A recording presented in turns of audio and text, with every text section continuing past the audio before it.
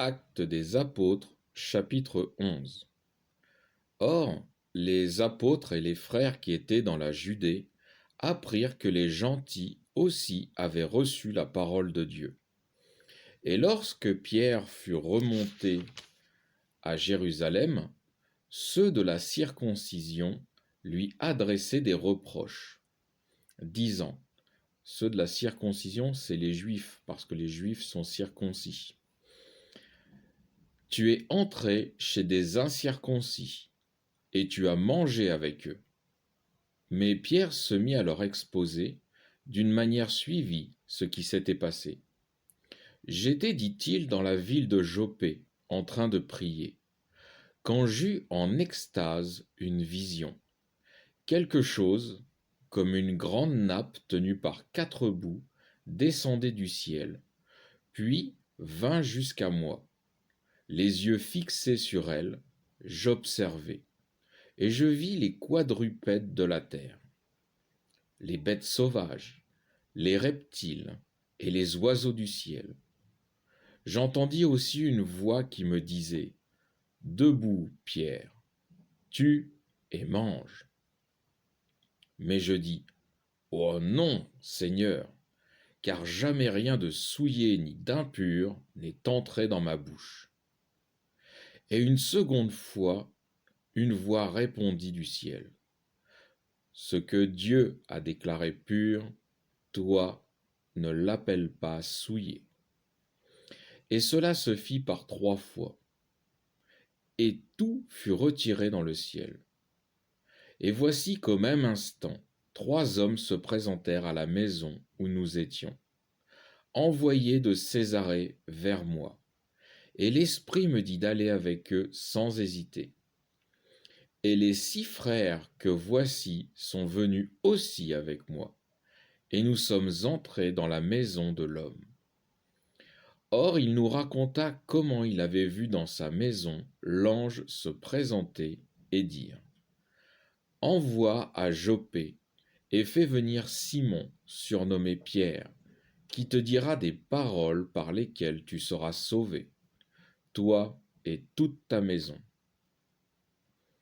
Mais quand je commençai à parler, l'Esprit Saint descendit sur eux, tout comme sur nous au commencement. Et je me souvins de la parole du Seigneur Jésus, lorsqu'il disait, « Jean a baptisé avec de l'eau, mais vous, vous serez baptisés dans l'Esprit Saint. » Si donc Dieu leur a donné la même grâce qu'à nous, pour avoir cru au Seigneur Jésus-Christ, qui étais-je, moi, pour pouvoir m'opposer à Dieu? Ayant entendu cela, ils se calmèrent, et ils glorifièrent Dieu en disant, « Dieu a donc donné aussi aux gentils la repentance pour qu'ils aient la vie. » L'alliance du royaume céleste qui avait été conclue par Jésus et ses apôtres au dernier repas avant sa mort, qui avait commencé par la communauté juive, vient de s'ouvrir aux païens, donc à l'ensemble de l'humanité. Je poursuis verset 19. Ceux donc qui avaient été dispersés par la persécution survenue à l'occasion d'Étienne passèrent jusqu'en Phénicie, en Chypre et à Antioche, n'annonçant la parole à personne, sauf aux Juifs seuls. Il y eut cependant quelques-uns d'entre eux, hommes de Chypre et de Cyrène, qui, étant venus à Antioche, s'adressaient aussi aux Grecs, leur annonçant la bonne nouvelle du Seigneur Jésus. Et la main du Seigneur était avec eux, et grand fut le nombre de ceux qui crurent et se convertirent au Seigneur Jésus.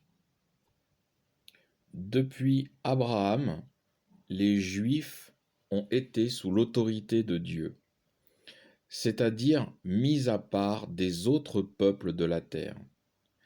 Et voilà que maintenant, il leur faut partager cette bénédiction avec tous les humains. On peut comprendre que le changement soit difficile.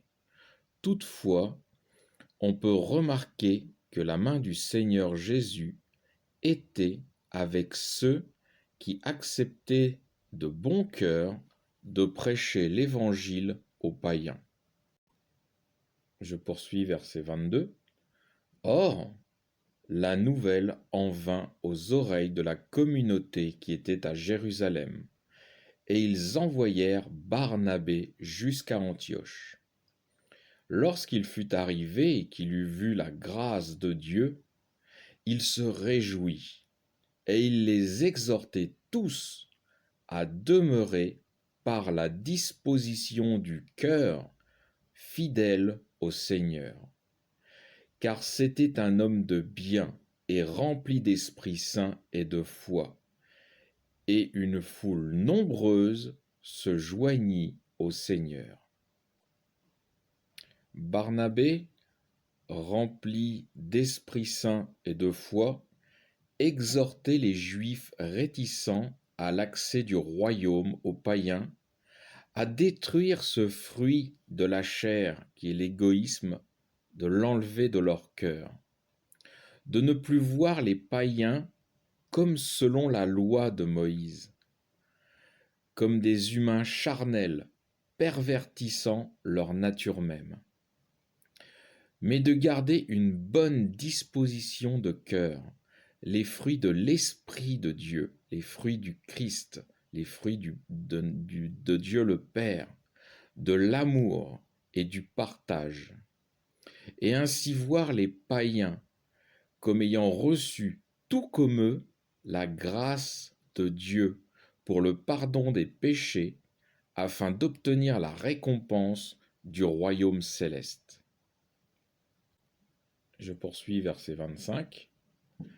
Et il se rendit à Tars, chercher Saul, et l'ayant trouvé, il l'amena à Antioche. Et il leur arriva d'être ensemble une année entière dans la communauté et d'instruire une foule nombreuse.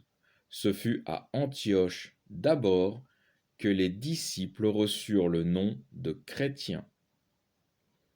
Alors là, je vais faire une petite parenthèse. L'appellation de chrétien fut à l'origine un sobriquet donné aux disciples du Christ, non par les Juifs, qui les désignaient sous le nom de Nazaréens, puisque Jésus était appelé de Nazareth.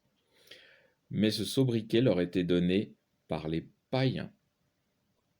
Je poursuis verset 27. Or, en ces jours-là, des prophètes descendirent de Jérusalem à Antioche. L'un d'eux, nommé Agabus, s'étant levé, révéla par l'Esprit qu'il y aurait sur toute la terre une grande famine.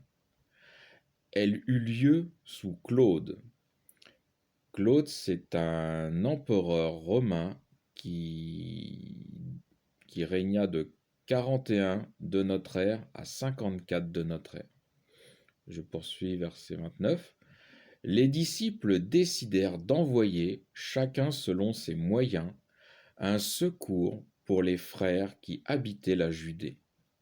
Ce qu'ils firent ainsi en expédiant les offrandes aux anciens par les mains de Barnabé et de Saul. Fin du chapitre 11.